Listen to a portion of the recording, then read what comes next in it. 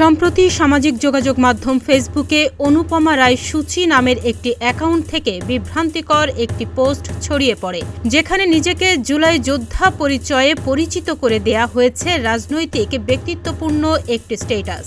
পোস্টে বলা হয়েছে, আমি একজন জুলাই যোদ্ধা হয়ে আজ বলতে বাধ্য হচ্ছি, সুযোগ পেলে আবার মাঠে নামব শেখ হাসিনাকে ফিরিয়ে আনার জন্য। পোস্টটিতে কেন্দ্রীয় জুলাই আন্দোলনের কিছু নেতা ও রাজনৈতিক ব্যক্তিত্বকে কোটি টাকার মালিক হওয়ার অভিযোগ তুলে শেখ হাসিনাকে বাংলাদেশের যোগ্য প্রধানমন্ত্রী হিসেবে উল্লেখ করা হয়েছে। এই পোস্টে গাজীপুরের ছাত্রলীগ নেতা নাসির মোড়ল সহ বেশ কয়েকজন আওয়ামী লীগ ও ছাত্রলীগ নেতাকে ট্যাগ করা হয়। রিউমার স্ক্যানার এই বিভ্রান্তির অবসানে এর ফ্যাক্ট চেক করেছে। পোস্টটি ছড়িয়ে পড়ার পর ছাত্রলীগের সাবেক সাধারণ সম্পাদক গোলাম রব্বানী ও গাজীপুরের ছাত্রলীগ নেতা নাসির মোড়ল সহ অনেককেই তা শেয়ার করতে দেখা যায়, যা পোস্টটির গুরুত্ব এবং বিতর্ক আরও বাড়িয়ে তোলে। তবে রিউমার স্ক্যানার টিমের অনুসন্ধানে উঠে এসেছে ভিন্ন চিত্র।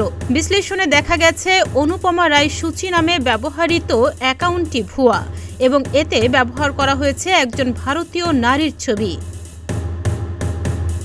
রিউমার স্ক্যানার জানায়, ফেসবুক অ্যাকাউন্টটি 2025 সালের এপ্রিল মাসে খোলা হয়েছে। অ্যাকাউন্টের টাইমলাইনে আলোচিত পোস্টটির আগে কেবল কিছু ছবি পোস্ট ছাড়া অন্য কোনো কন্টেন্ট নেই। উল্লেখযোগ্যভাবে শিক্ষা প্রতিষ্ঠান হিসেবে পিয়ার আলী বিশ্ববিদ্যালয়, মাওলা গাজীপুর নাম উল্লেখ করা হয়েছে, যার অস্তিত্ব নিয়েও প্রশ্ন রয়েছে।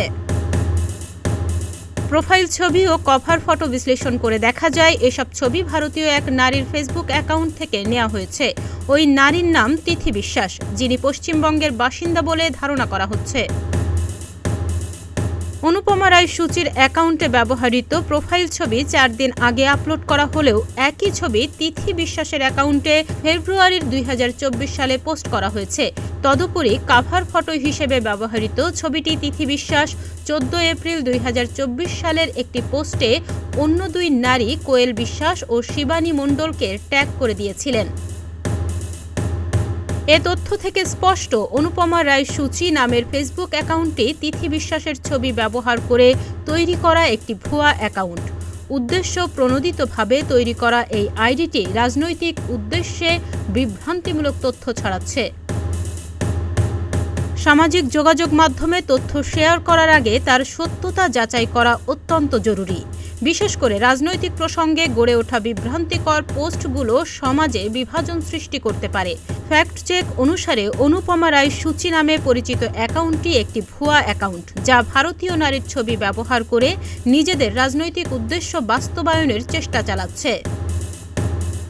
তাহনিয়া ইয়াসমিন, প্রতিদিনের বাংলাদেশ।